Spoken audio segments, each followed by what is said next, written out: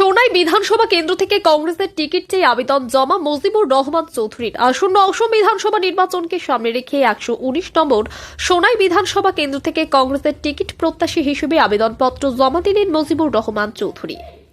দীর্ঘদিন ধরে কংগ্রেস দলের নীতি নিয়ম মেনে নিষ্ঠার সঙ্গে কাজ করে চলেছেন মজিবুর রহমান চৌধুরী। তিনি জানান, অতীতে একাধিকবার দেখা গেছে কংগ্রেস দলের প্রার্থী হিসেবে নির্বাচনে জয়ী হওয়ার পর কিছু নেতা দল ত্যাগ করে অন্য দলে যোগদান করেছেন, যার ফলে দলকে নানা সমস্যার মুখে পড়তে হয়েছে। এই পরিস্থিতিতে এবার যদি দল যাকে তাকে টিকিট দেয় তাহলে বিগত দিনের মতো ঘটনার পুনরাবৃত্তি হওয়ার আশঙ্কা রয়েছে বলেও মত প্রকাশ করেন তিনি।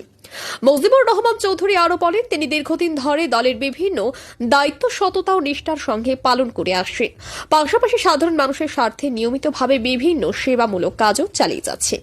জনসমর্থনকে ভিত্তি করে বৃহস্পতিবার তিনি 119 নম্বর সোনাই বিধানসভা কেন্দ্র থেকে কংগ্রেসের প্রত্যাশী হিসেবে আবেদনপত্র জমা দেন জেলা কংগ্রেসের সহসভাপতি সীমান্ত ভট্টাচার্য এবং বড়খোলা বিধায়ক মিছবাহুল ইসলাম লস্করের হাতে তিনি এই আবেদনপত্র তুলে দেন। আসন্ন বিধানসভা নির্বাচনে দল তার প্রতি আস্থা রেখে টিকিট প্রদান করবে এবং জনসেবার আরো বড় সুযোগ করে দেবে, এই আশাবাদও ব্যক্ত করেন মজিবুর রহমান চৌধুরী।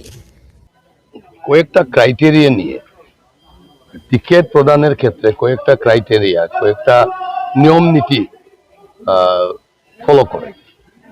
সেই নিয়ম নীতির মধ্যে আমি আশা রাখি, আমি সেই নিয়ম নীতির মধ্যে আমি পড়ি, কারণ দল দেখবে স্বচ্ছ ভাবমূর্তির একজন মানুষ, যে লোক কংগ্রেসকে ধোঁকা দিবে না। অনেক লোক আমাদের কংগ্রেস পার্টি থেকে জয়যুক্ত হয়ে অন্য পার্টিকে সাপোর্ট করেছে, কংগ্রেস পার্টিকে একটা সল থেকে ফালাইয়া, একটা অসুবিধার মধ্যে ফালাইয়া।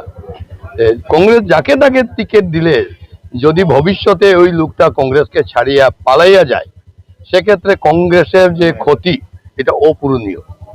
আবার আমি যে সামাজিক কাজকর্মে যে আমি নিজেকে নিয়োজিত করে রেখেছি, আপনি দেখেন আজকে আমার সঙ্গে যারা এসেছেন, আপনারা কেউ বলতে পারবেন না আমি উনাদেরকে ডেকে এনেছি। স্বতঃস্ফূর্তভাবে উনারা নিজের থেকে নিজে, তার মধ্যেও আজকে বিশেষ অসুবিধার কারণে কিছু 10-5টা গাড়ি আসতে পারে নাই, মানে 50টা মানুষ আরো আসতে পারে নাই।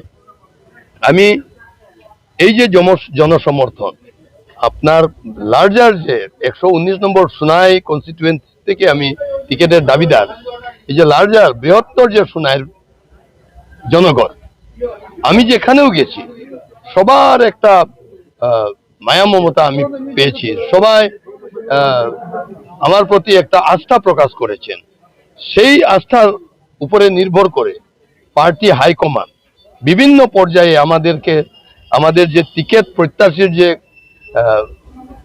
কাগজপত্র যাচাই করবে এবং জনগণে এখন বিভিন্ন সার্ভে চলছে, বিভিন্ন সার্ভে থেকেও যে রেজাল্ট পাবে, আমি মনে করি সার্ভেগুলাতেও আমার নাম সবার আগে গেছে এবং সেই প্রক্রিয়ার মধ্যে আমি কংগ্রেস টিকিটের, ইন্ডিয়ান ন্যাশনাল কংগ্রেস টিকিটের আমি অধিকারী বলে মনে করি।